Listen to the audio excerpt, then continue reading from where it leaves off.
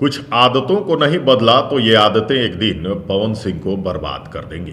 नमस्कार, मैं किशन कुमार हूँ। दोस्तों, अब आप कहेंगे कि आखिर कौन सी आदतें हैं जो पवन सिंह को बर्बाद कर देंगी। तो दोस्तों, चारों तरफ कई सारे मामले हैं। कई मामलों में पवन सिंह को बदनाम करने की भी कोशिश की जा रही है, तो कई मामलों में पवन सिंह खुद भी दोषी दिख रहे हैं। पवन सिंह कई मामलों में चुप्पी साध दे रहे हैं और ये चुप्पी साधना पवन सिंह को दोषी भी साबित कर दे रहा है। मामलों में अगर चुप्पी साध ली जाए, नहीं बोली जाए, उन पर रिएक्शन नहीं दिया जाए, तो लोग सामने वाले को दोषी मान लेते हैं और ऐसा ही कुछ हो रहा है पावर स्टार पवन सिंह के साथ। हम पवन सिंह को कहीं से भी ये नहीं कहते कि आप हर मामलों में बोल ही दीजिए, लेकिन कुछ मामलों में अगर आप चुप्पी साध लेते हैं तो ये आपके लिए नुकसानदायक साबित हो सकती है। आपने देखा होगा कि कई सारे न्यूज चैनल इन दिनों स्पेशल पवन सिंह को बदनाम करने के लिए ही काम कर रहे हैं। कुछ न्यूज चैनल पवन सिंह की गलतियां ढूंढ ढूंढ कर दिखा रहे हैं। कुछ चैनल पवन सिंह को बदनाम करने के लिए ही शायद क्रिएट किए गए हैं। कुछ तो पुराने ऐसे भी यूट्यूबर हैं जिन्हें कल तक पवन सिंह अच्छे लग रहे थे और आज उनमें लाखों कमियां दिख रही हैं। अगर किसी और कलाकार की आप तारीफ कर रहे हैं तो दूसरे कलाकार को बदनाम करने की ज़रूरत क्या है। आप उस कलाकार की तारीफ कीजिए ना, आप उसकी अच्छाई दिखाइए ना, आप उसकी बातें कीजिए ना। दूसरे कलाकार को नीचा दिखाकर आपको क्या कुछ मिल जाएगा। आखिर पवन सिंह ने आपका क्या कुछ बिगाड़ा है। गलतियां कौन सा कलाकार नहीं करता। लोग कहते हैं कि पवन सिंह शराबी हैं, दारू पीते हैं और दारू पीकर कुछ भी कर देते हैं। तो भाई साहब, भोजपुरी का शायद ही कोई कलाकार होगा जो दारू नहीं पीता हो, शराब नहीं पीता हो। यहाँ तक कि भोजपुरी इंडस्ट्री की हीरोइनें भी दारू पीती हैं, पियक्कड़ हैं। लोग सभी जानते हैं और उनकी आदतों से वाकिफ भी हैं।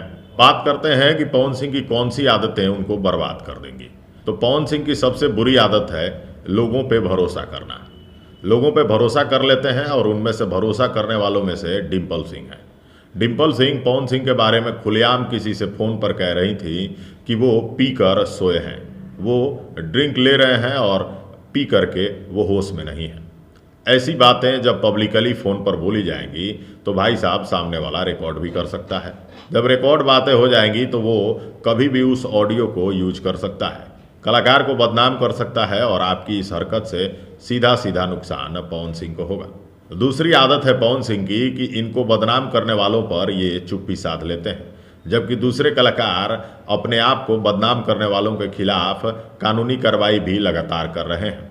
ऐसे में पवन सिंह को भी करना चाहिए और पवन सिंह के लिए जो न्यूज़ चैनल स्पेशल इनको बदनाम करने में लगे हैं, उन पर अगर समय रहते कानूनी कार्रवाई नहीं की गई तो भाई साहब, पवन सिंह जी आपको यूं ही बदनाम होते और बर्बाद होते भोजपुरी इंडस्ट्री के लोग देखेंगे।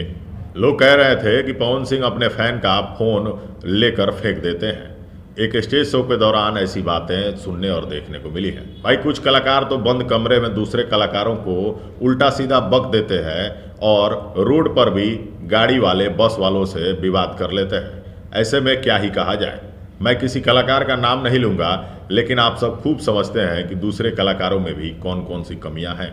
तो पवन सिंह अगर समय रहते अपने आदतों को नहीं सुधारे, अगर चुप्पी साधे रहे, लोगों पर कार्रवाई नहीं किए, तो आपको यूं ही कोई कुछ भी आकर बोल के चला जाएगा। अगर घमंड की बात करें तो भोजपुरी के सभी कलाकारों में घमंड है, चाहे वो 40 दिन वाला कलाकार हो या फिर 4 दिन वाला।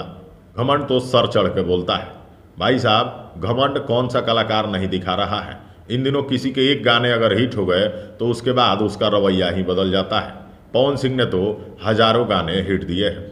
तो पवन सिंह जी, दूसरे कलाकारों की बात छोड़ें, आप खुद में सुधार लाएं और अपने आप में वो चीज़ें ढूंढने की कोशिश करें जो चीज़ें आपको बदनाम और बर्बाद करने में लगी हुई हैं।